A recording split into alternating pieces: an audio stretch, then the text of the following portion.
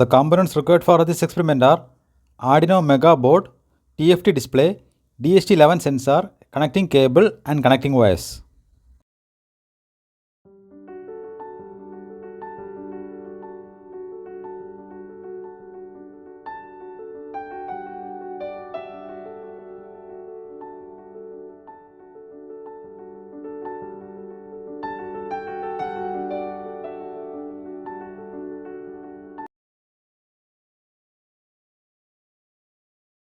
Now we can upload the program to the Arduino Mega board.